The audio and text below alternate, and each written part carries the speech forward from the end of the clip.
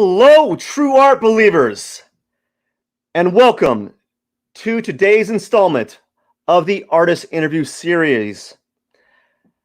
I'm very excited, actually. This is a really going to be an awesome conversation. I have yet to speak with a gallery director. You know, it's always been artists, so this is going to be quite a treat to hear from the lens from a gallery director and hear it from a different vantage point. So I'm really excited. Today, I will be talking with educator and former director of Gallery 210, Terry Suhre. Before we start, please make sure to hit the subscribe button and hit the notifications bell. Thank you, and enjoy the conversation.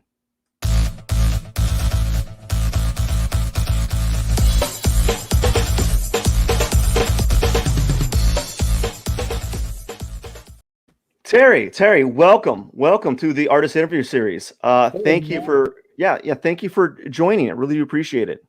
No, it's my pleasure. Happy to be here. Thanks for asking.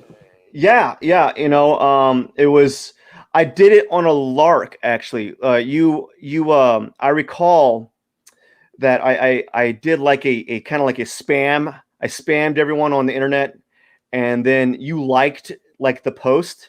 And then I did like a direct DM to see, hey, are you an artist? Yeah. Are you into arts?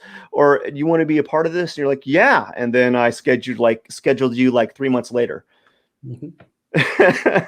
So it's been fun watching what you've been doing online. So yeah, I was in at the beginning. Oh, really? Well, thank you. I really appreciate that. So Terry, hello. So we have some fans already saying some stuff, saying hello on the chat section. So that's really good. That's good. You can't see it, but I can see it. So it's like I'm like incognito. So Terry, tell us a little bit about yourself. Okay. I grew up in Southern Illinois, a very small town called Ellis Grove, had a population of 300 people. I was related to at least 30% of them one way or the other, and went to a schoolhouse that had all 8 grades and 4 rooms. So it was a very kind of rural upbringing. I had the good fortune in high school to meet up with a bunch of really smart kids, people who set high expectations for their friends.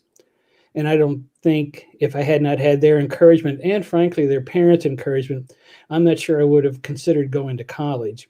But those friendships in high school made a big difference in my life and gave me the confidence to actually consider going to college and studying art.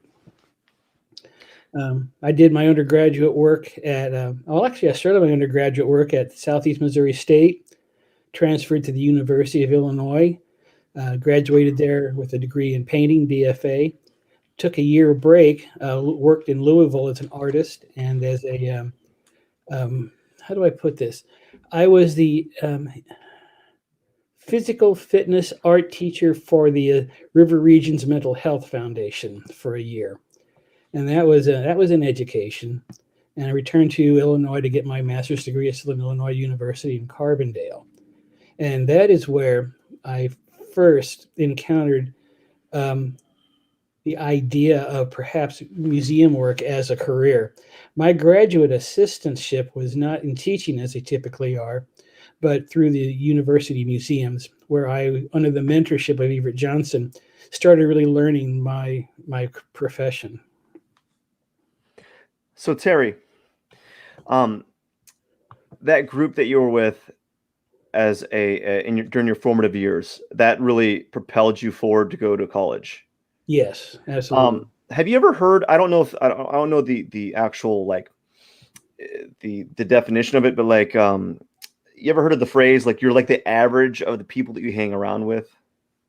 Yes, yeah, and I think in my case you're being generous.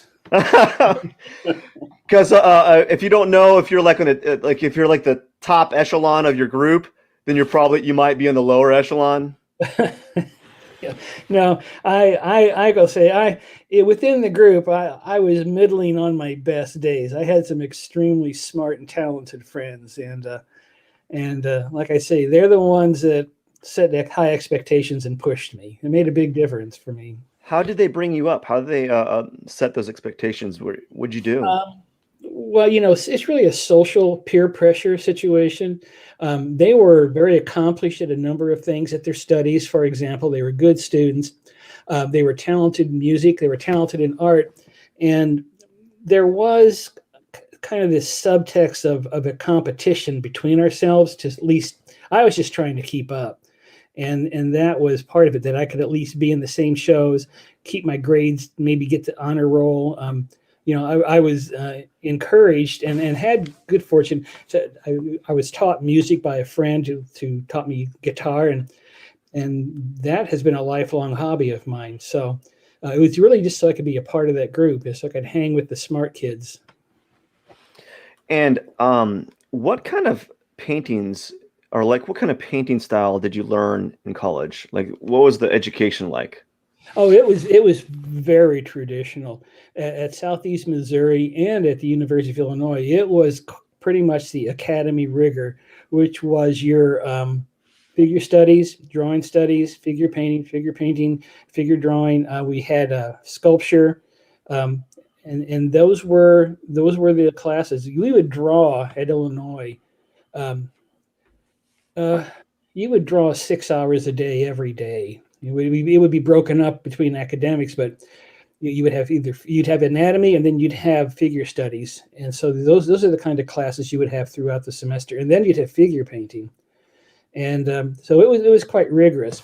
Now, having said that, as you progress through the higher grades, get to your junior senior year, the professors were more lenient and allowed you to do more explanation. And at the time I was in school, which is in the 70s, of course, we were looking at conceptual art and minimalism. And process art were very much the driving aesthetics during those times. And I became quite interested in all three of those approaches to art making, and that really pushed me in that direction. And there was a subtext. I've always had good luck with having smart friends. Had a friend, Michael Fanitza, who was just insanely interested in German Bauhaus, and especially Laszlo Moholy-Nagy. And his interest in Bauhaus got me interested in Bauhaus, and that had a real formative, really had a great deal of formative impact on my own aesthetic choices. The rigor of the formalist grid became very important to my work as I proceeded through my studio years and into graduate school. What did you use with the formalist grid? How did you apply the formalist grid to your work? Well, the formalist grid became basically a compositional device for me. I would lay it out, and I used a very, ruler. You would have a set, and then I would work with doing a variety of kind of process approaches to it, layering up colors and different media, non-traditional media often, to see what kind of effects I could get, and use the grid to act as a compositional device to hold it and make sense of it. As I went through graduate school, I started becoming interested in the development of pattern painting that was starting to emerge in the late 70s. And I started looking at more decorative elements, because as much as I liked the phenomena, the experiments that was coming up, and I was creating some really interesting effects, they were just effects. There was no narrative there. There was nothing to really kind of connect, outside of my own interest, connect with people. So I found that within the use of kind of pattern painting and making somewhat references to familiar objects, but not overtly familiar, I could start building more of a narrative within my paintings. What kind of narratives were you dealing with in your work? I think to a large extent, I was dealing with narratives of loss and transition. Like, define that a little bit further. Well, I've had so we're going to get real personal here. I've had some losses in my life that were a little bit traumatic, and you're never really through processing them. Okay. So I was looking at, say, images of family and friends, but not images, but kind of like symbols for them, and kind of invented handwriting to tell stories about grief and loss and hope. And the colors palette would vary from very dark to sometimes a kind of a sunny, burnt yellow or orange.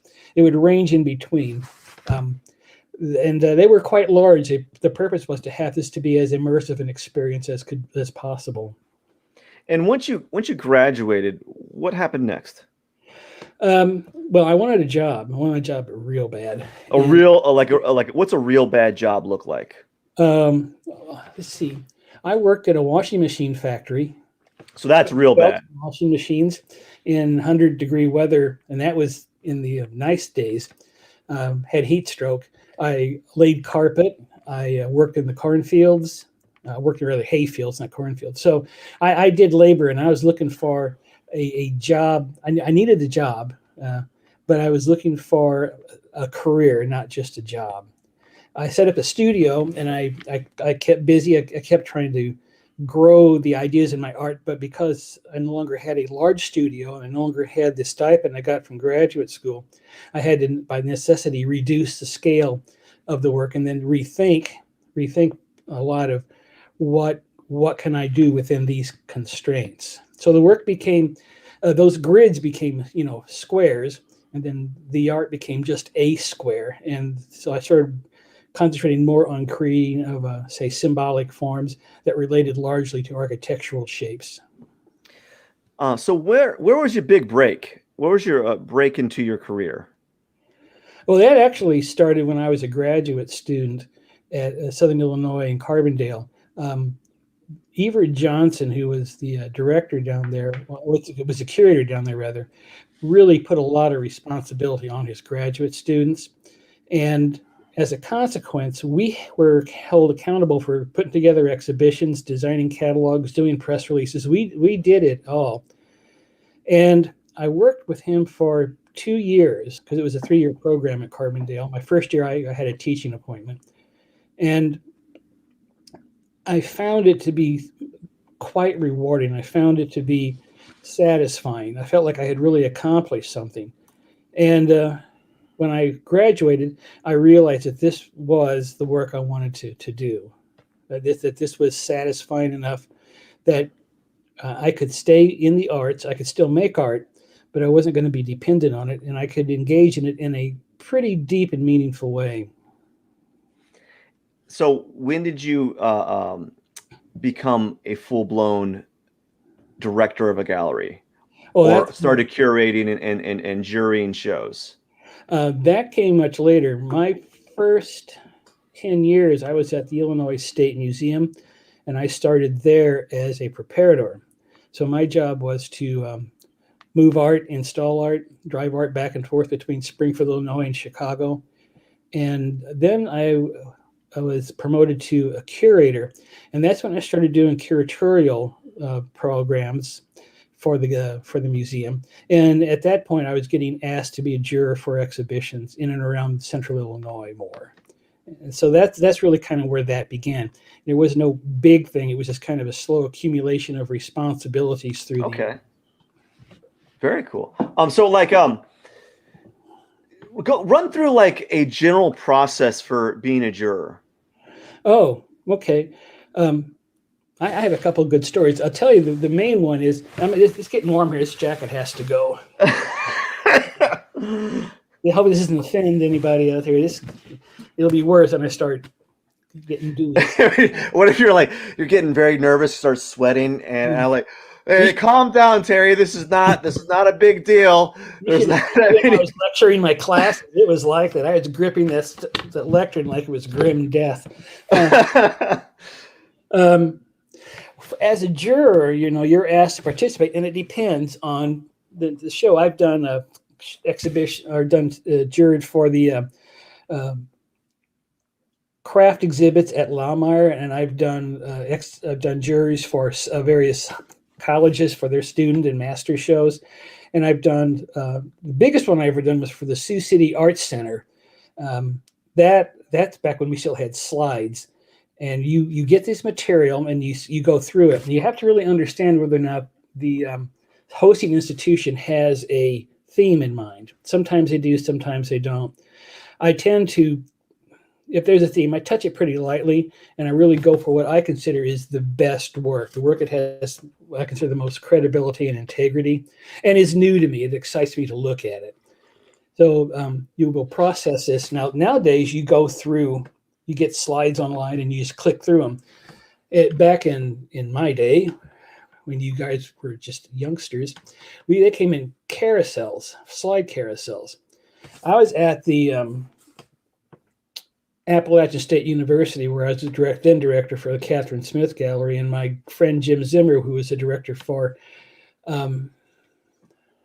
Sioux City Art Center, asked me to be the juror, and I said yes because I had done small shows, and how bad can it be? So I'm sitting in my office, and my friend Sarah calls upstairs, "Terry, there's some packages down here for you." And I said, "Well, bring them up." And she says, "There's too many." And I go downstairs, and there are a dozen boxes with 460 tray slides in each one, and all of those are applicants for this exhibition. I had no idea that the Sioux City Art Center had such a wide, significant reach. So I'm looking at hundreds and hundreds and hundreds of slides. Yeah. And I have 4 days to get it done, packed up, and with the show narrowed down to, I don't know, maybe 30, 40 artists and the works picked. It can be like that. So you need to have a clear idea on what you want to see. And you have to be able to remember what you've looked at, because you're not only picking the best work, you're also organizing an exhibition. Yeah. You want to make sure there's some kind of coherence between the works that you put in there. Whether you have a deliberate narrative or story you want to tell, you definitely want to make sure that it makes sense and it hangs together. It's not just kind of like a random assemblage of artwork that just sort of dropped out of the sky and hung on the walls.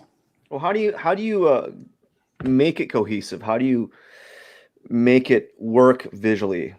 What do you do? Well, I think we all have our own set of aesthetic concerns and judgments. I came up in the 70s, so I have that orientation. I have my training as an artist, and I have my experience in museums and galleries. So I've developed a preference for certain things that I just feel this is where I think art should be going. And it changes with time, because as I know more, my opinions about what I want to see created and developed changes. And so as I go through all of that work, I am relying on what I consider is this work new and inventive? Is there anything really different about this that hasn't been seen in a lot of other places? Are they telling a story that I don't know or hasn't been told enough? Is there a new approach to art making that is exciting and offers potential for exposure and development down the road? So I put all those things together, and those are kind of like foundational things. The first thing is it has to be visually arresting. It has to catch my eye and hold my eye. The second thing is that I have to be convinced that the artist has command of his or her materials. I need to look at it, and it's really just a real Midwestern thing. I really have a great appreciation for good drawing, good craft, good workmanship. That matters to me. And then, is it conceptually engaging? Does it keep my interest? Do I think about it, or do I think I'll be thinking about it later? And can I see it becoming an offshoot of other ideas for other artists? So those are sorts of the approaches I go through when I do a juried exhibition. So what kind of stuff catches your eye? What just like, boom, whoa, this really, my eyes get wide when I look at this. It depends. When I started doing these, since I had a real preference for what we call minimalism and conceptual art, work like that would really catch my attention. So it would be scaled, it would be challenging images, things that were kind of sleek and elegant. But as times change, and I feel that the narrative in our society needs to be more focused on issues of social justice and all, artists who are telling stories about those particular issues are now gaining favor with me. So it's been a gradual transition from those early kind of highly aesthetic, almost Mandarin tastes, to things that I feel are more relevant to a general population.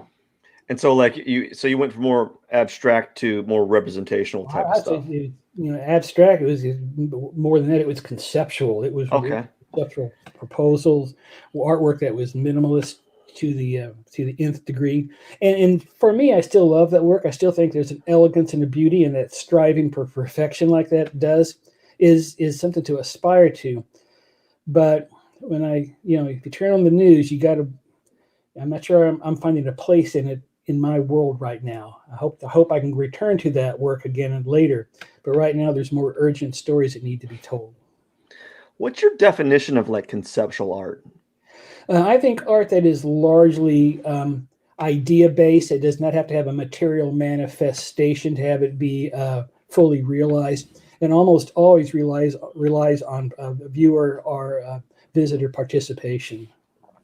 What was your thoughts on the artist that taped the banana on a wall? I think it was a provocative joke that people took way too seriously. And you know what?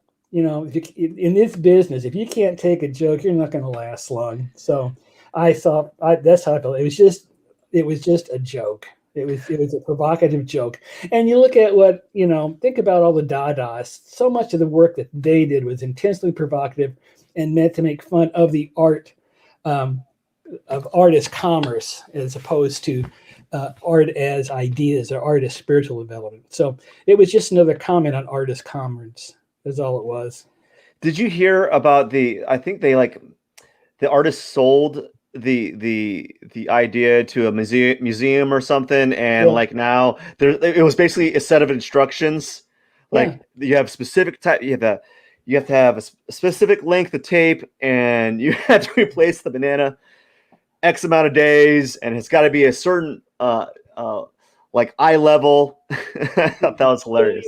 But that's not true, and that's very much in line with something what Solowet would do with his drawings and constructions. You do the Solowet walls, and he would send you the instructions. He might send a crew to do it for you, but you buy the instructions and the right to use it so many times a year.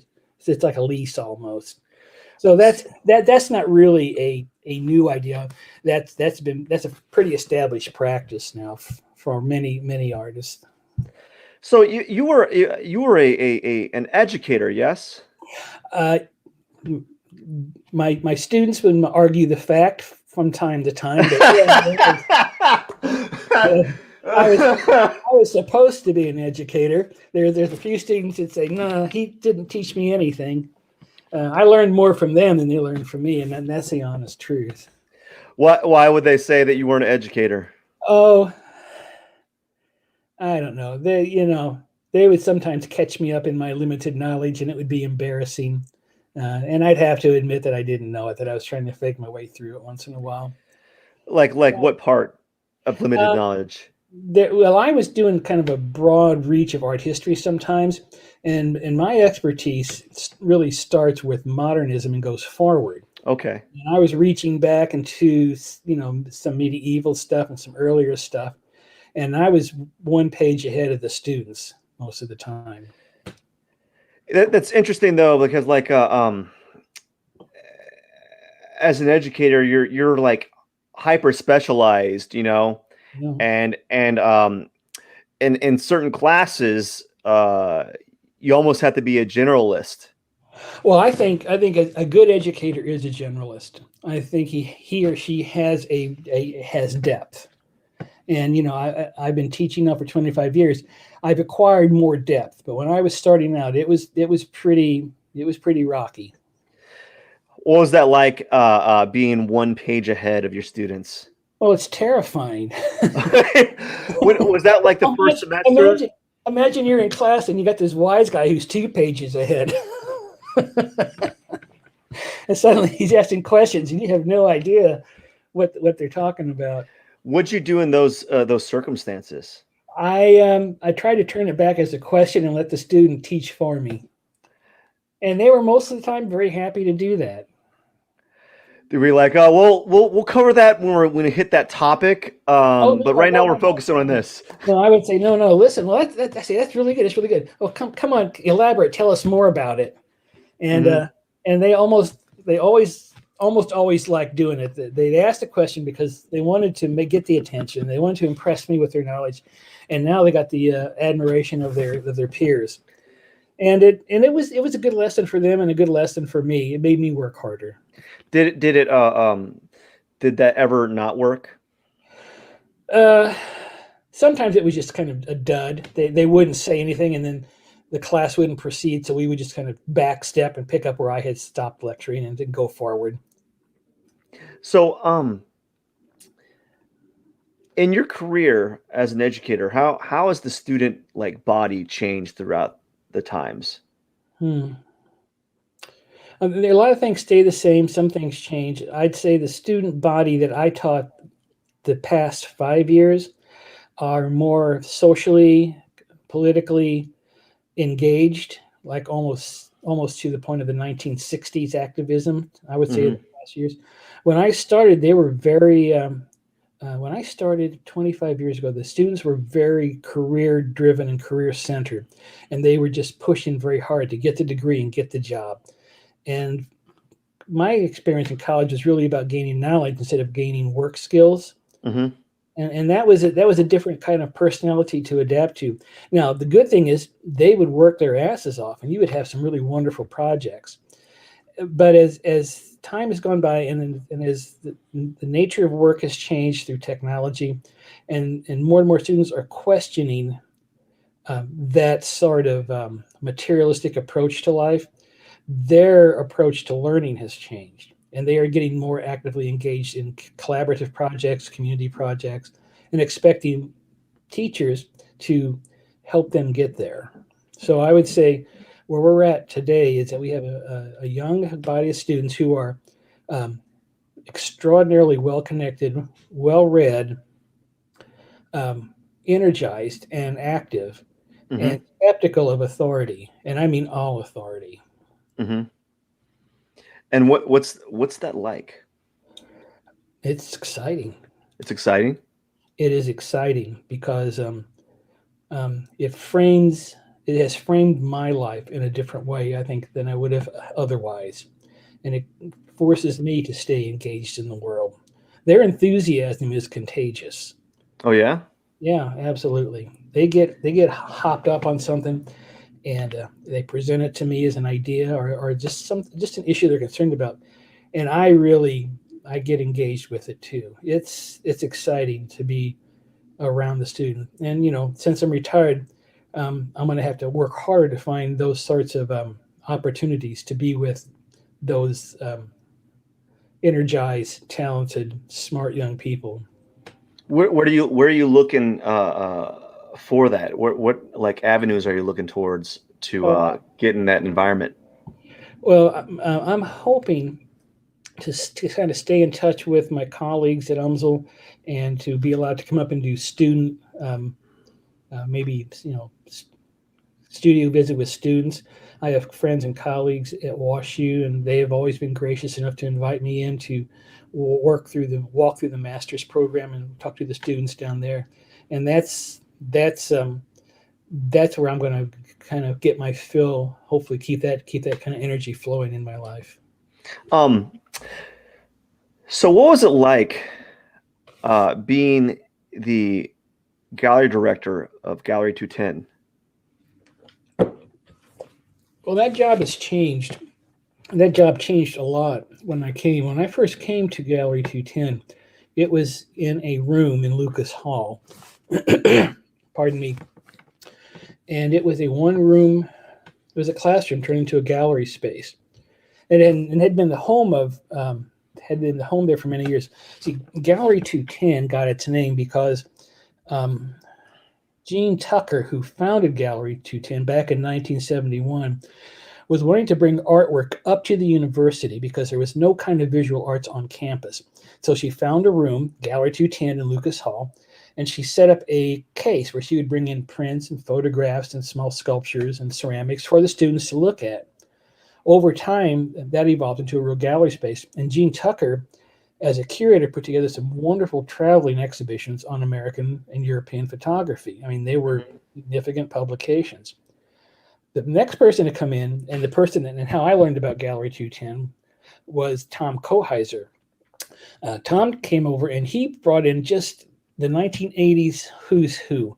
And his biggest contribution was to publish the first ever catalog of Hannah Wilkie. And it was just a brilliant book.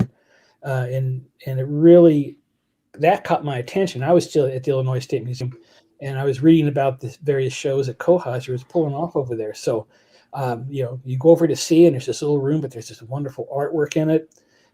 So I kind of had an introduction to it then. When I came, the show, the program had kind of slowed down as Koheiser had moved on to do other work in North Carolina, and the program had been under the direction of faculty, and there had been some outreach and some programming done ahead, but not a whole lot. So the shows that were in place, I was able to execute those with the help from the faculty, but I had to start building up ongoing exhibitions. So I was pulling a great deal on my previous contacts in Illinois and North Carolina to bring artists in to start showing there. At the same time, I had to start learning the arts community in St. Louis. And Dr. Terry Jones, who was the dean of the College of Arts and Sciences then, assembled a lunch for me, and he invited a bunch of people from the arts to meet me for lunch and to talk about what the gallery should be doing for the community. And there was a number of people there. One person in particular, Roseanne Weiss. You know Roseanne? The name sounds very familiar. Roseanne Weiss was there, and Roseanne literally knows everybody. And on her own, she took me around and introduced me to all the people and the artists that I really needed to know to kind of get the lay of the land.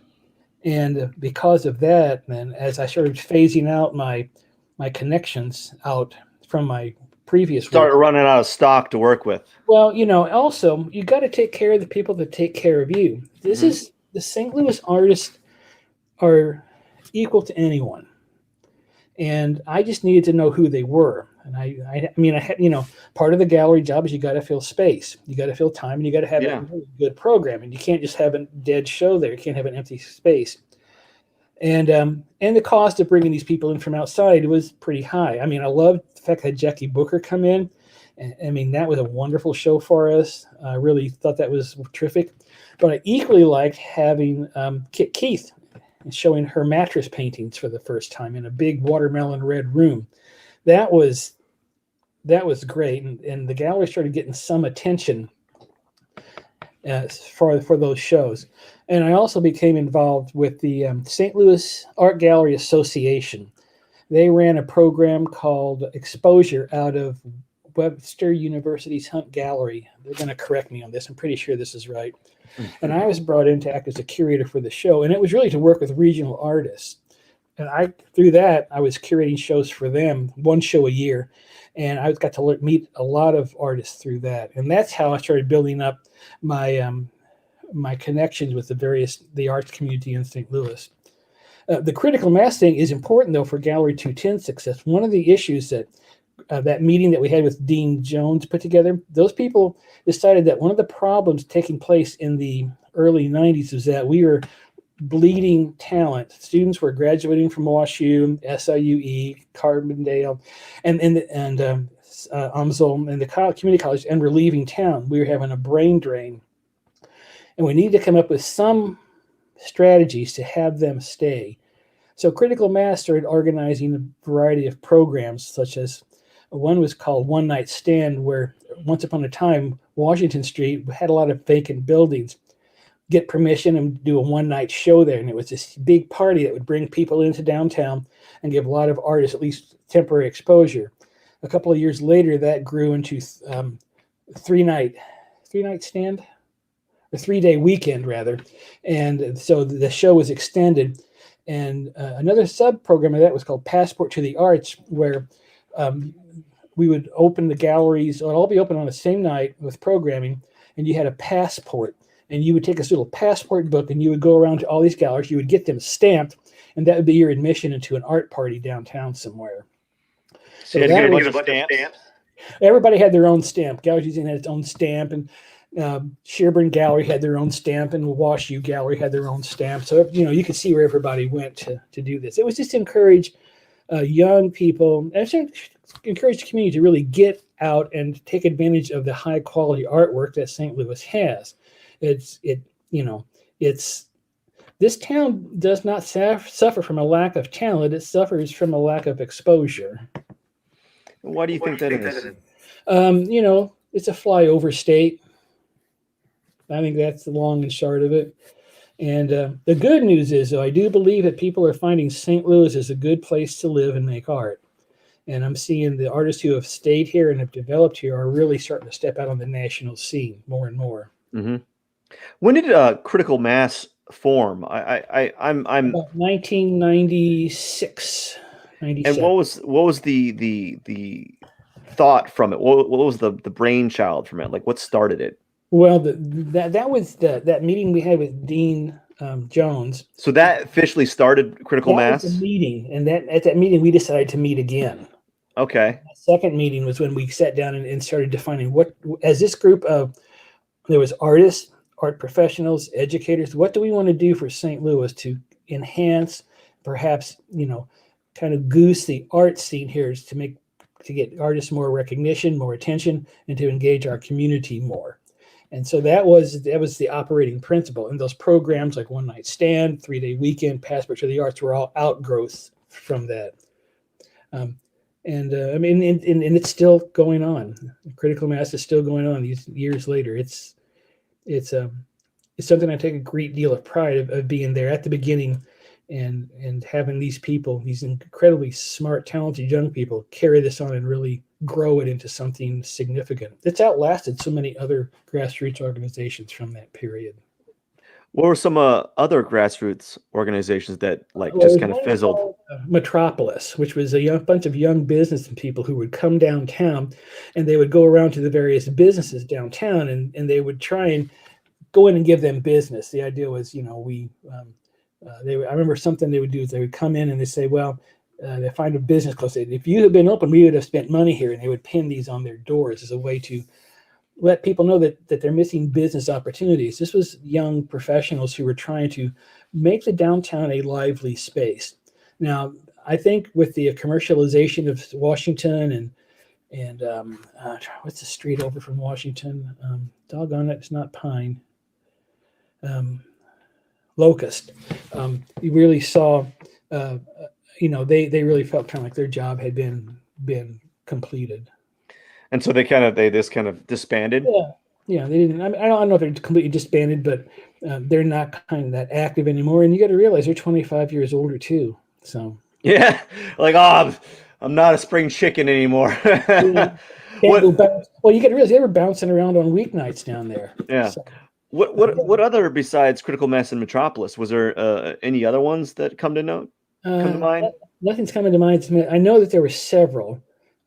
But nothing's popping to mind right now. Like I say, it's 25 years ago those things were happening, and there was several things going on. How has critical mass evolved since the beginning? Well, it was very much a large group. There was, I won't say it was leaderless, but it was very kind of collaborative, egalitarian. People would set up subcommittees, propose an idea, and then things would get done. But because to do things you need money, we needed someone who could write grants and someone who could take care of the funds and someone who could do promotions. So officers were then elected, and that went on for a few years. And then grant writing became more of a necessity for sustaining the programming. That went on for a few years. And it's still going on, as a matter of fact. One of the programs that I think is really critical is the Artist Stimulus Grant. Remember when George Bush was giving out stimulus money so people could go buy washing machines and things? Emily Blumenfeld and Meredith McKinley, who are long-time critical mass people, put together the notion of getting a grant or getting money. And actually, it's because we had some money left over, I believe. Meredith will correct me when she sees this. To have artists apply for, make a proposal, and then we'll give you $1,500 or so to do it. It can be for anything. I need $1,500 for paper so I can do some prints. I need $1,500 to buy some tools. I need $1,500 to go to a conference. The money is given to the artist because it was necessary to help them move their careers along.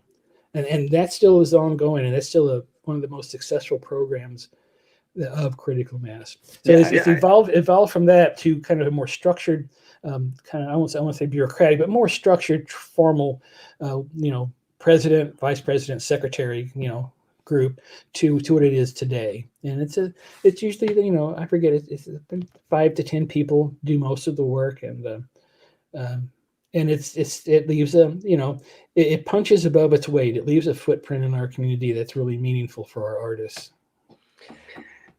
And as gallery director for Gallery 210, I'm getting some reverb actually.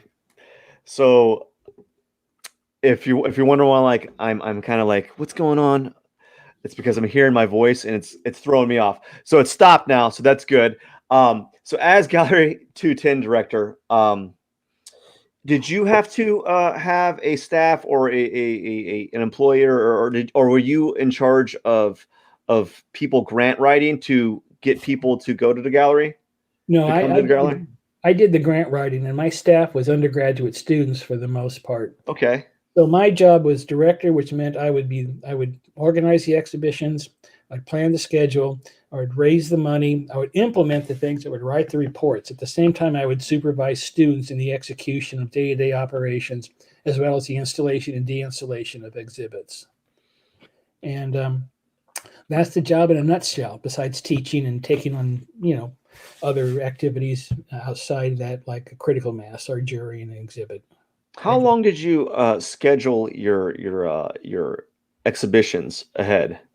2 years. 2 years? Because I had to ask the artist. I say, Matt, I need to have a show with you, and I'm going to offer you an honorarium. I'm going to do a catalog, but I got to pay for those things. So I have to write grant money, and because the grant cycle is being what it is not in line with the fiscal cycle of the university. I don't always have money accessible or available when I need it to pay my artist or do my publications. Mm-hmm. So I have to do 2 years out so that I have money in hand to execute things in a timely fashion.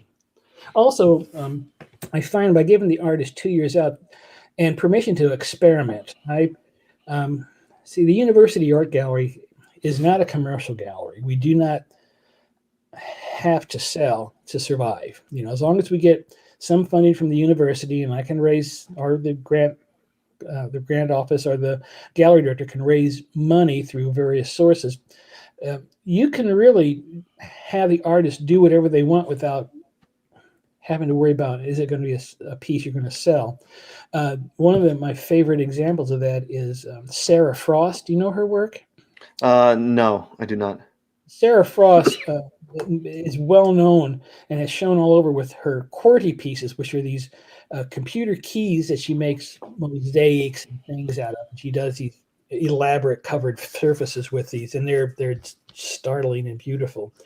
Well, I love the work, and I've talked to her about doing a show with us, and she proposed doing something completely different, which was building a 9-foot tall bamboo structure that would cut the gallery in half and would rest on top of a dirt floor. This is completely different from anything she's done before, but it was a chance for the artist to stretch out and try something different. And I really think that's the value of the University Art Gallery. It gives artists a chance to either, go ahead and continue with the work that they're doing and develop it more, or to break away and try something else completely different, risk-free. Yeah. And those are exciting shows. Those are fun shows to do. I look back with just great memories of working with Sarah and pulling that together, and just how insane it was that we actually got that done. I think you posted a picture of it on the announcement. It's the top image. Oh, okay. And that cut the gallery in half at a diagonal, and it was huge, and it was held together with rags and big bamboo tubes, and 9 yards of dirt hauled in wheelbarrow by wheelbarrow from the loading dock by my students. They told me it was the hardest work they'd ever done. Why Sarah's complete 180? I think artists just have to stretch. I mean, you're an artist. Don't you feel like sometimes you just want to, you know, walk away from it and take a knife to a canvas and do something completely different, or sit Oh down yeah. and do a performance piece?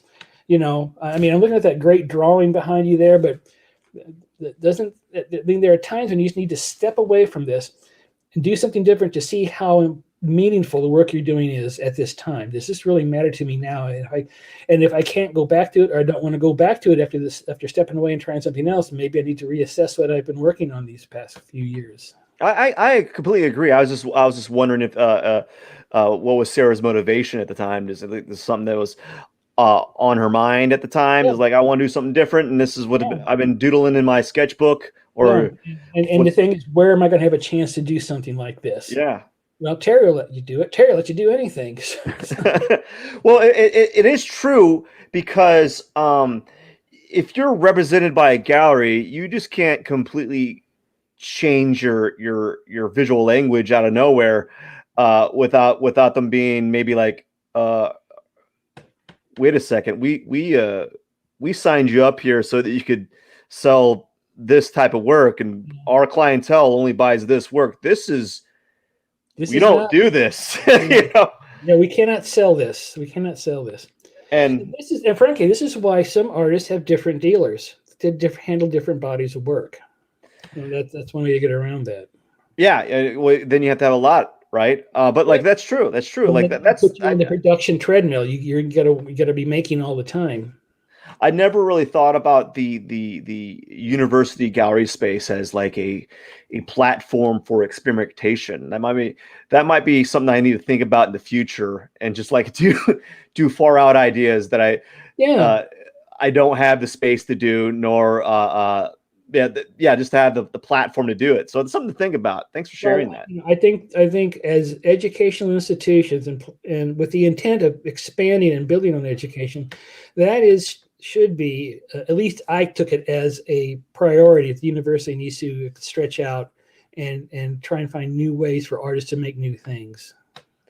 What were some I noticed that we when we were doing our tech check, I was asking you about like nightmare stories about working with artists. Could you share one? You don't have to share the name. Just No, share like possibly like all right, what I got happened. one. This is when I was in Appalachian State University, and I was still pulling on my connections back in Illinois. And there was a sculptor who shall remain nameless, whose work I just loved. And we knew each other, and we were there at this time. It was no email, it was letters and phone calls. So we were going back and forth, and we had an understanding, or at least I thought we had an understanding for this certain body of work. So the truck pulls up, and I'm excited, just like Christmas Day. I can't wait to get to this stuff and get it out for my community. And I showed up with a bunch of paper mache prototypes of his furniture designs. And this is not at all what I had. And it was impossible to display, and it was incredibly fragile, so it came damaged. And that was bad. And we were stuck with this. We were up in the mountains, but I just couldn't just turn around and get this back in a minute. So we had to deal with this for about 3 or 4 weeks before we got it cleared out. And then it leaves a gap in your schedule. But that was the worst. And small annoyances, people just not being on time, not doing the paperwork. Those are everyday annoyances. I need a contract signed so I can pay you, and then you don't sign the contract, and you're asking where your check is. I say, did you send back a signed contract? And you said, no, I didn't know I was supposed to. And so it's those are the everyday annoyances. But the big ones, like this one from Chicago with the wrong artwork and the wrong fragile artwork, that was a sleepless week. And they got delivered damaged, and that ruined your your whole schedule. Well, it ruined that show. The schedule, we just went dark for a couple of weeks. Oh, yeah, of course. Like, But because you never want to go dark. You never want to go dark. That's always a failure. has that happened many times, or just like under one hand? That was the worst that's happened. It never happened at Illinois. It happened one other time in North Carolina, but it was unavoidable. We had a 40-inch snowfall up in the mountains. Nothing happened 3 weeks after that. We were immobilized. I would say, except for this year, when COVID just finally hit the university so hard. Well, last March, I had to shut down the galleries early because COVID had knocked everybody out. I had to cancel 2 exhibitions and cut 1 show short. So we live in the real world, and when these things happen, it's not always the artist's fault, but you still hate to see your program compromised, no matter what the situation is. So tell me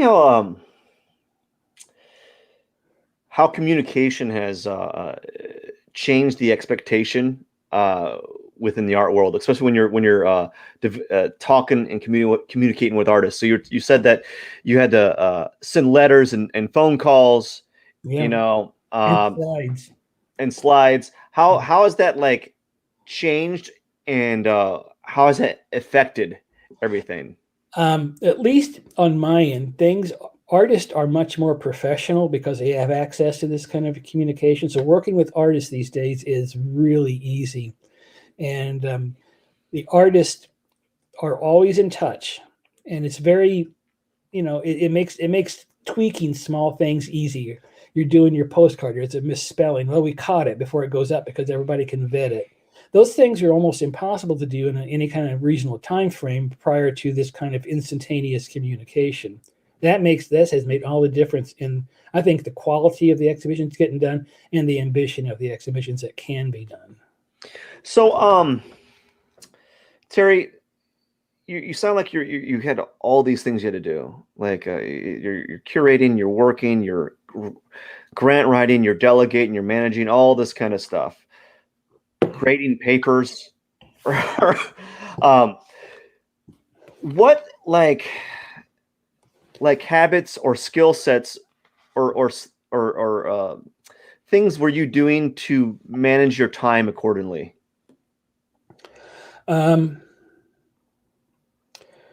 Well, in the old days, I kept a very tight calendar, and it was just very rigorous. I had a daily agenda that I would check off through the day, and if I could stick to the agenda, I could get most of my work done. There was always something going to throw it off, and that would mean just putting in the extra hours to get caught up. Yeah. So that's just the way it is. These days, because of communication and the ability to really schedule things so well, that's much easier. But I really had to delegate first thing in the morning, return phone calls, check emails, work on class, work on grant, call artists, and then it's around 11 o'clock, go check on my students, make sure the gallery is open and everything's working. And then you break it up into chunks, and you got to be disciplined to do it. But you have to understand that when something knocks it off, that just means the day has been added to. You have to start fresh every day with that same agenda, or you will fall behind very quickly. But I was able to, and this was the best thing, with the new technology, and I had some extraordinarily talented and dedicated students that a lot of this daily stuff I could pass on to them, and I could trust them to do the job for me. That made the job quite manageable. And it was one of the great pleasures of the job working with the students, seeing them grow into these positions and take on these responsibilities. And I can count on my hands the times they didn't come through. I mean, after 25 years, I could almost always walk away from that gallery, know I could come back in a day or two and it would be fine. I could go to conferences, I could travel, and know that my staff had it. And that for me, that was a very satisfying byproduct of working there. So, Terry, what kind of advice can you give artists today? Oh boy.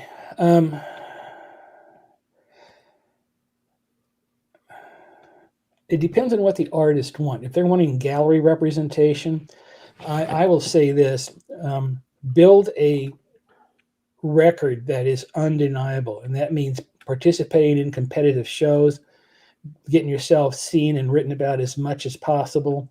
And that means participating in your community as an artist, going to exhibitions, meeting people, shaking hands, pressing the flesh. It's a business, and you got to act like a businessman doing that. You got to find work that brings you joy. You don't want it to become, you don't want to be putting together washing machines, let's say. So you want to make sure the work gives you joy and it has integrity and it's something that you can go back to. And I believe that I can't think of any artist I know in St. Louis right now who is not really doing that. Stay engaged with your peers. Go see what they're doing and talk amongst yourselves. Build a support community, and travel to museums or out of the state.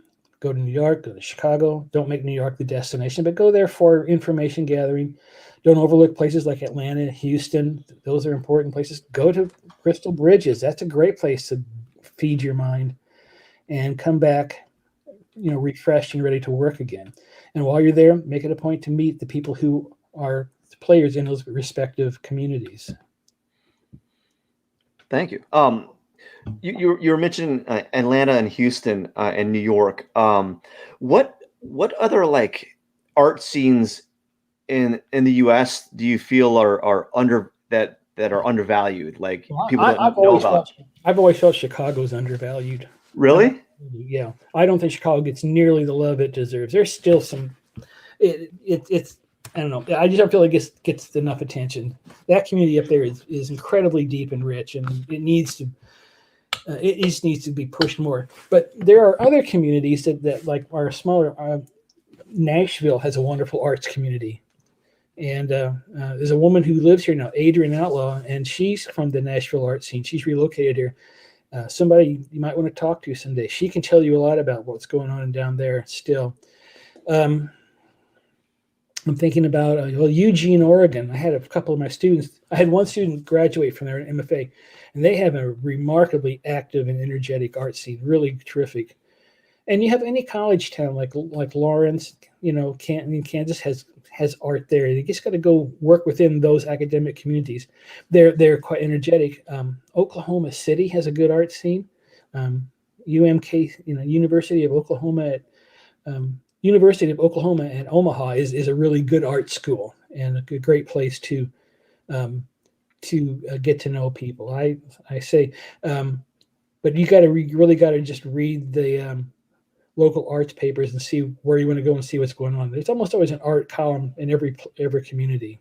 I mean, Hyperallergic is wonderful and I love reading it, but it doesn't, it's such a broad overview that you really can't do that kind of detailed looking for places to perhaps engage on your own. Which Hyperallergic is that? That's a magazine or that's an online arts magazine. Online arts magazine. I cannot recommend it highly enough. Excellent writing, good topics. It's just really Hyperallergic. Mm-hmm. What other places like that do you recommend that you think are that are really have a good dial on a good pulse in the art world? Well, it used to be the New Art Examiner out of Chicago, and they have now gone online. I've always liked them, and that's because I'm a regionalist at heart. Mm-hmm. There was, trying to think, University of Georgia had a nice publication. I can't remember the name of it either, but most of the academies all publish catalogs. One great place has great exhibition catalogs and has good dialogue is Illinois State University. And that was Barry Blenderman was the director there, but now Kenda Platts is the director there, and she's continuing that great legacy of just brilliant curatorial work and great publications. Thank you. What? Oh, here's what I was going to ask. I this has been pondering in my head. What art right now do you feel is overrated at the moment? Overrated? Yeah. Do you have opinions on that? I got an answer. That's Jeff Koons. Yeah. Yeah. What do you have against Jeff Koons? Overexposed, simplistic, expensive. It's artwork it's on a good day eye candy. It's bought for status. It's not bought. It has no. For me, it has no substance. I already know art is a consumer product. That horse has been beaten to death, and he's part of the reason it's been beaten to death. So I'm tired of looking at it. I just don't get anything from it. I never got much from it to begin with, but I get less from it every time something new is thrown out there. When did he like hit the big scene? Well, he started off doing some kind of interesting stuff, like with vacuum cleaner pieces and the Yeah. balls in equilibrium. But I think for me, when he did the Michael Jackson and Bubbles sculptures, I think that was for me when it went over the top and became indulgent to the point of being, I know, irrelevant. I mean, it's irrelevant to me. I hear he's I don't know if this is true, but like I see it scrolling through Facebook is he's doing like online teaching, Yeah. where he's teaching like online courses. I think I would look in the comment section of those, and it's like he's probably just paying his assistants to teach while he goes. Very probable. Yeah, he's like, I don't know if he's actually doing it. He's probably just does the video, and then like he just hires out everyone to do the teaching for him or do the coursework or whatever he's doing. Or like I think it's like a course on creativity or something. Yeah, that's a little nebulous. I haven't seen it. I don't know anything about it, but it sounds like a lot of other courses out there that's being he's a well-known figure. He's incredibly successful, and he might be able to show you how to do the business of art. So he'd probably be better off teaching the marketing of it. Oh, absolutely. He's a genius at that. He is an absolute genius at that. But not necessarily in how to teach you to art. It's the art to me does not have any substance, and in today's world, it seems irrelevant. What are your thoughts on his balloon animals? The same. The same. Yeah. They are kind of like, they're just like really, they are like eye candy. They're kind of, they're pretty, they look really cool, visually. Yeah. And it's like you see it once and you're done with it. You have no need or necessity to go back and inspect it again. Okay. When you look at I'm thinking I'm trying to think of a Rothko, which is pretty much a minimalist piece. I can look at the Rothko at the St. Louis Art Museum over and over again and always find something new, some nuance, some color, some feeling that I hadn't experienced before. Yeah. With work and like Koons's work, I see it, I'm done with it. It's disposable for me in that regard. Maybe he's treating it like disposable income.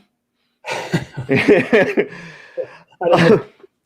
What art or artist do you think is underrated right now? I'm going to look at St. Louis. All right. Okay. Because I think we are underrated terribly. I'm going to start with Damon Davis, who I think is one of the most brilliant young men I've seen doing work. It's relevant, deals with issues of race. His Dark Gods video and installation at the Luminary is stunning. I think Basil Kincaid, who is starting to emerge internationally for his quilted sculptural forms, are just sublime. Frankly, I get their environments that you move through that carry history within the clothing. Their emotional experiences for me to go through. Those are two. I think other young artists, Ido Rosenbluth and his just insane cartoons, Tom Huck and his woodcuts. Yeah, woodcuts. I mean, he is the world's greatest at it right now. There's no one doing anything that compares to it, as well as his biting sarcasm. I just, that kind of hits me where I live. You got to realize I grew up on Mad Magazine too, so Tom's work kind of plays to that inner child in me in many ways.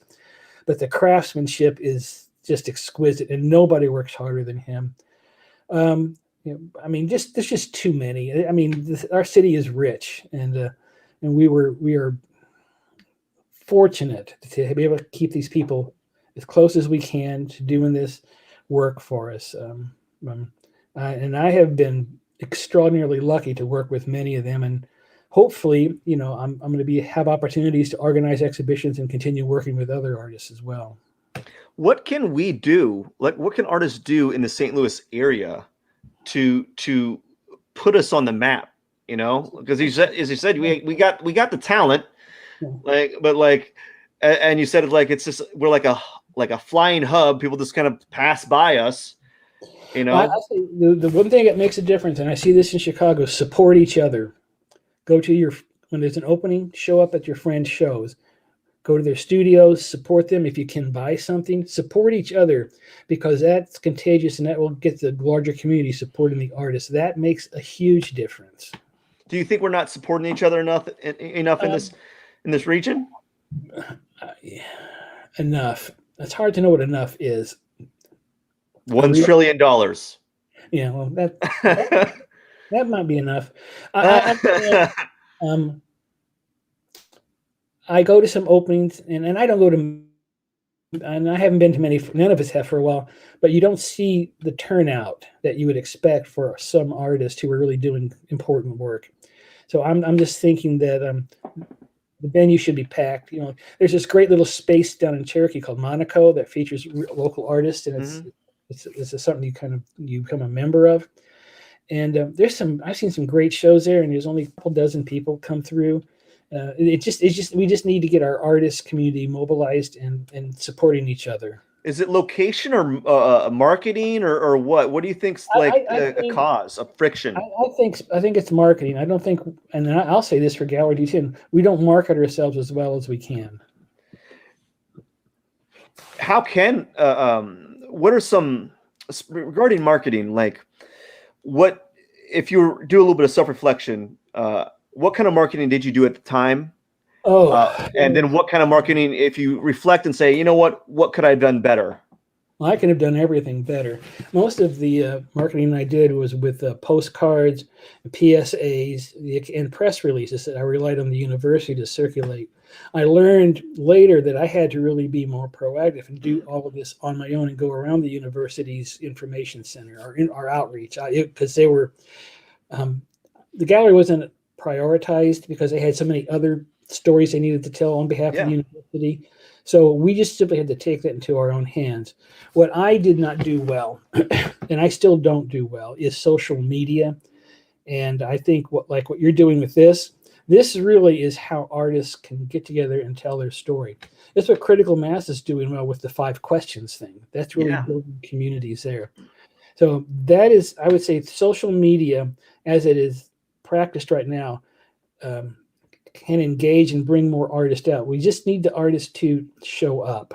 You know, that's like Woody Allen said, most of life is showing up. So just show up. Well, thank you.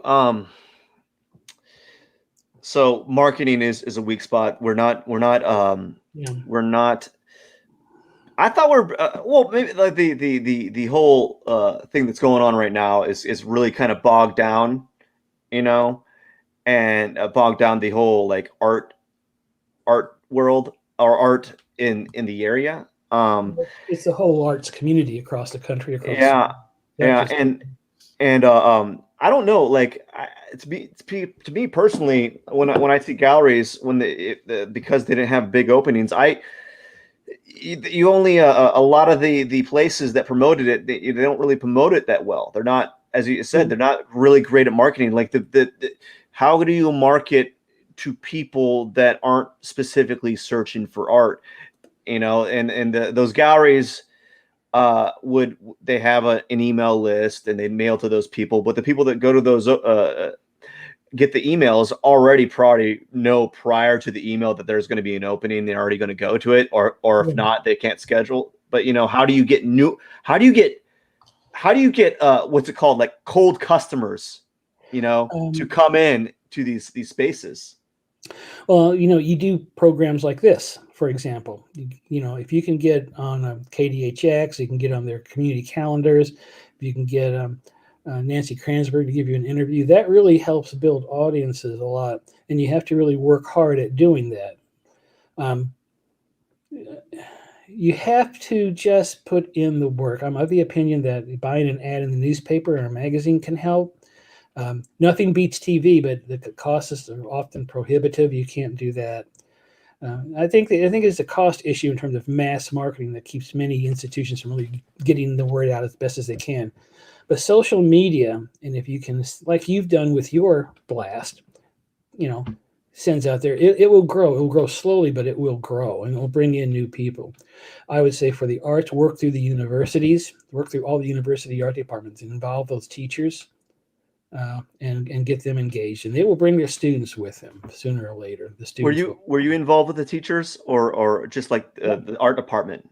Art department. Well, I would reach out to the university art departments like at WashU and SIUE and SLU, and really recruit those professors to bring their students in and bring them out and offer them lectures, free catalogs, whatever it takes. Free food. Free food works great.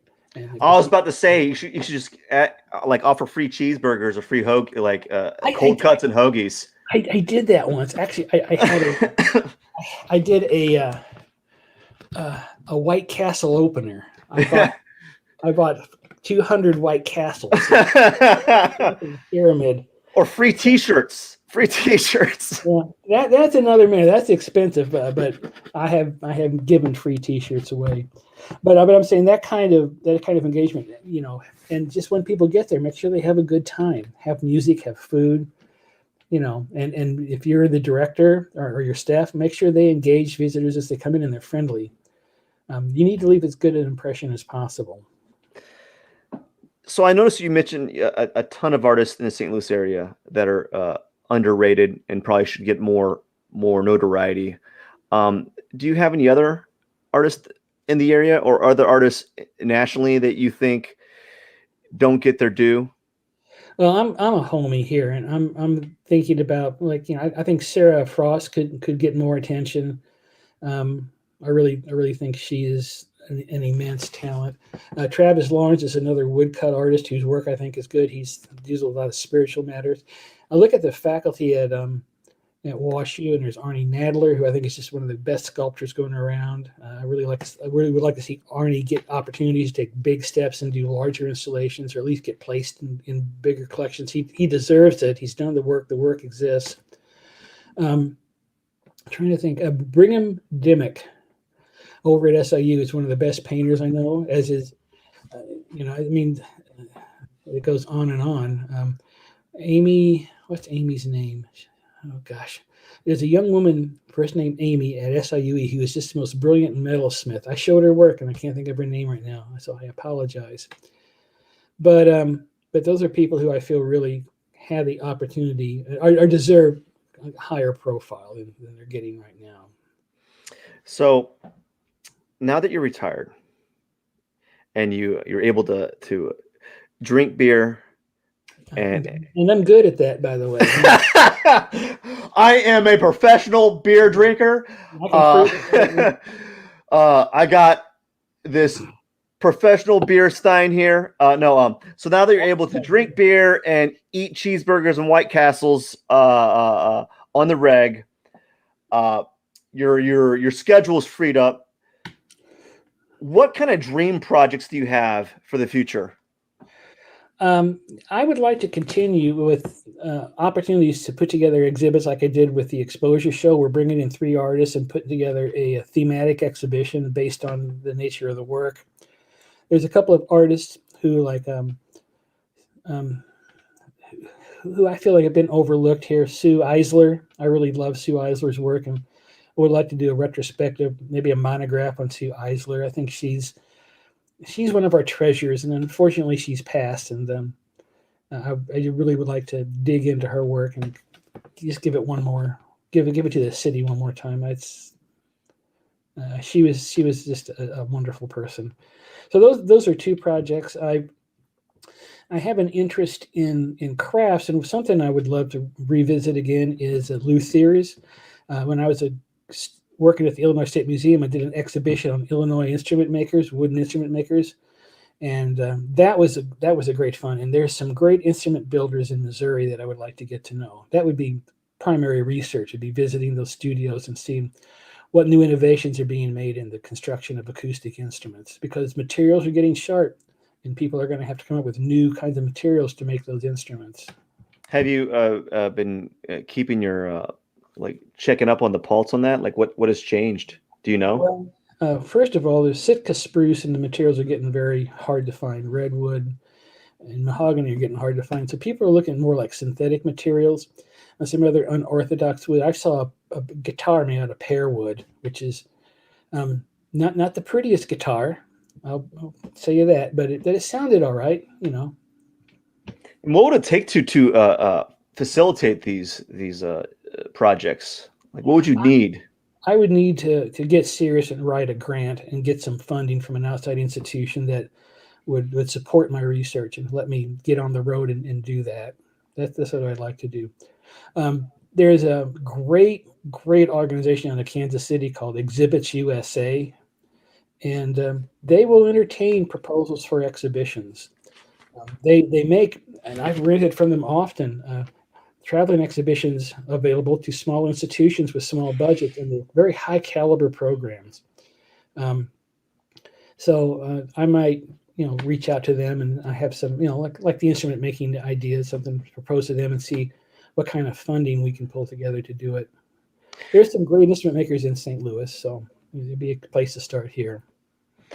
So could you give some advice? Like, because you wrote you understand grant writing, you're able to acquire, capital through grant writing.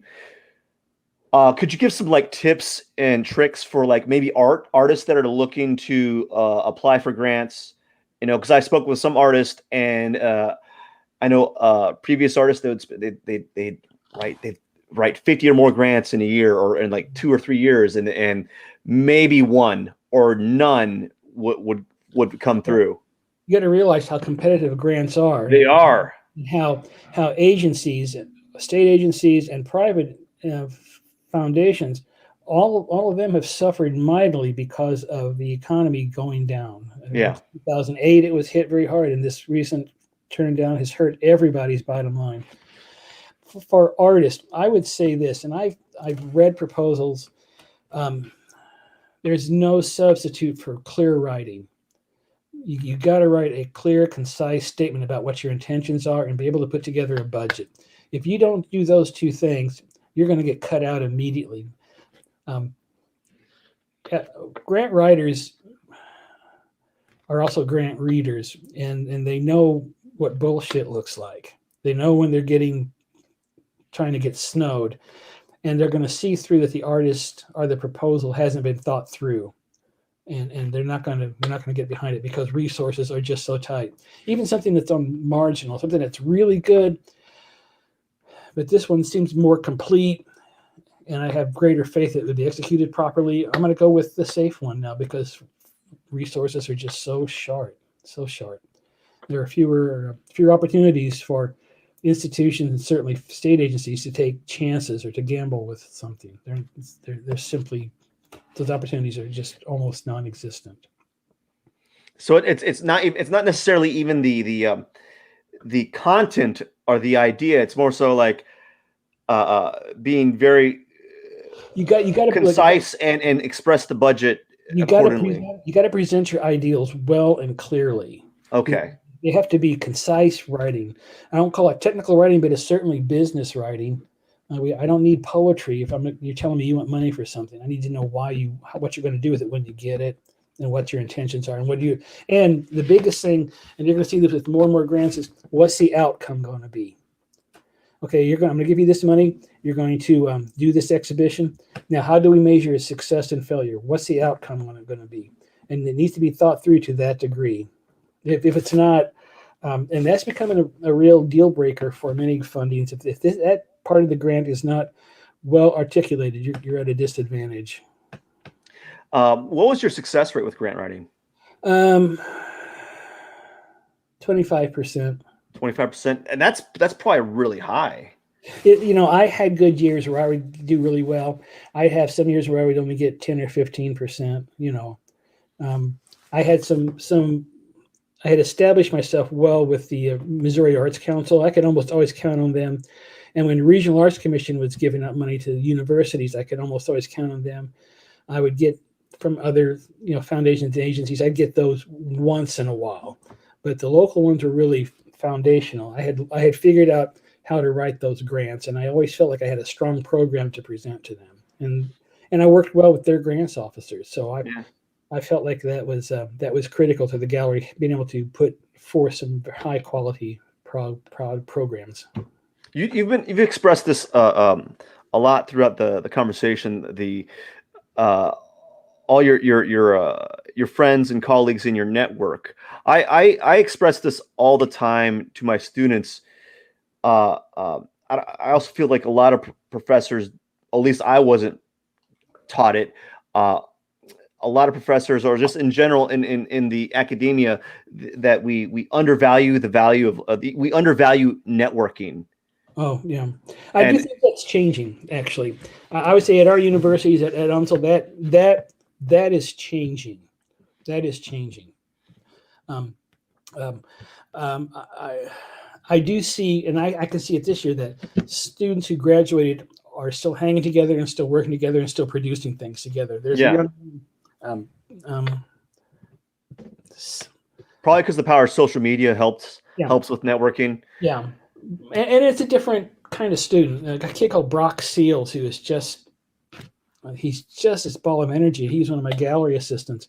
Tremendous artist, really out there, but he's part of a community of artists down in the Cherokee Street that really helps, again, take care of each other, support each other, as I said earlier.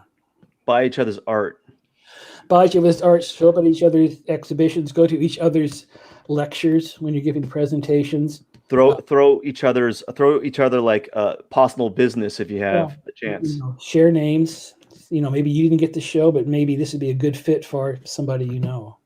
That's what I try to stress to a lot of my students is networking. Really, really, just getting their information. You never know what people are doing 5 years from now, and you never know Oh, no. what you never know if you might be able to help them out later on. Right. And the network is, I mean, amongst yourselves is fine, but it's also going to the exhibitions, meeting the gallery directors, meeting other artists there, going to Yeah, those lectures at the St. Louis Art Museum, meeting the people who sit next to you and talking to them. That's part of building that network. If you're going to do a master's program, that master's program is key to building your network of professional contacts as you go forward with your career. I can say I still have colleagues I went to Carbondale with, and some Carbondale primarily, and they were with me throughout my career as supporters, as advisors, giving me information. We all took care of each other and opened doors for each other. So that's what matters. But you have to engage the community writ large. You have to go to all the openings. You have to go there and be seen. You got to talk to people. You need to take control of this yourself. The curators and the dealers are not going to come to you. exactly. And I was basically just expressing that to my students simply because I was oblivious to it. Like I didn't like it wasn't like inherent for me to really network with all of my peers in college. Thankfully, because of Facebook and Twitter and LinkedIn, I was able to regain some of those networks, regain some of those contacts, and am able to talk to them and help them out whenever I have opportunities, which are very few. But whenever I have opportunities, I feel that they would be that would fit them more than me. Mm-hmm. I throw that to them. Yeah. But that it doesn't happen often, but it does on occasion. Usually, like class teaching positions, but that happens very few and far between. And like you get the students like, yeah, whatever, like I'm serious. It's very valuable. It's so undervalued. And you're probably right. I haven't been there long enough to know the shift, but I'm pretty sure that probably they're networking in a different way that I'm not privy to it. They are, and they are always at the cutting edge of these things. And but they need to be encouraged. I mean, it's one thing to do it on social media. You really have to show up in person. There's, like I say, most of life is showing up. You got to show up. Yeah, put in the time. You got to put in the time, and those events can be rewarding. Some of them can really make a difference in somebody's life, but they're always educational. You're always going to learn something. Terry, do you have any words of wisdom or life advice that you'd like to share to the viewers? Eat your vegetables. Eat your greens. I don't know. What I think I could say now will be irrelevant because at my age, Yeah. I'm at the end of my career. It's people are at the beginning. I'm just saying, be brave is the best thing I ask my students to do. You've got the talent, you have the time, just be brave and take the chances that you are feared to take, because that's where the payoff really is. That's another true thing about time too. The younger you are, you have more access to time, not just because you're younger, but because your responsibilities are much lower, in general. And I think the other thing is, and I understand this, but the students don't realize that failure is not fatal. Yeah. And you're going to fail. And I keep telling them, I've gone down with the ship so often, I've grown gills. So you just have to really be willing to take the chance and understand this may be embarrassing, but it's not going to kill you. And you simply need to get up and do it again and realize that every time this happens, you're smarter for it. Terry, how would you like people to remember this conversation? Couple of friends just chatting about things that matter. Awesome. Okay, one last thing, Terry. I know you're new to the social media realm, but I like to extend this little bit here. How can people find you online? Like maybe there might be some people that see this video and want to contact you for possible projects. Where can people find you? Well, I can give my email address, which is suhret2021@outlook.com. And then people can send a friend request through Facebook. I'm on Facebook. You're just letting up a can of worms be spammed on your email address. Oh, well. It probably just goes directly to what's it called? Is it called spam? Is it like the spam? Is it spam? Yeah, it might just go direct to the spam folder. So you might have to check your spam folder every once in a while to see if anyone contacted you through this video. Terry, I just want to say thank you so much for talking to me. Sharing your words of wisdom, sharing your advice about the art world. It was really nice to hear about your career as a director. I liked hearing your your opinions on Jeff Koons. That always makes me laugh because I'm pretty sure he doesn't care. People think he's overrated. Yeah. He's like, people think I'm overrated. Who cares? I'm laughing to the bank. Yeah. So we have. Island. We have a few people that say that want to say that they enjoyed your interview and they want to say thank you. So they're been a pleasure. Yeah, they appreciate it as well. And if you feel like contacting Terry, you can befriend him on Facebook. Okay, for those that are interested. Thank you so much, Terry, for your time. Really do appreciate you. And for those that are watching, don't forget to hit the subscribe button. And I have shows every week where I interview other artists on a weekly basis. Plus, I also do live stream drawings that are irrelevant, but they might build up to something. Who knows? Terry, thank you so much. Have a wonderful day. Have a wonderful day. Cheers. Thanks a million, Matt. It's been a lot of fun. Y'all take care.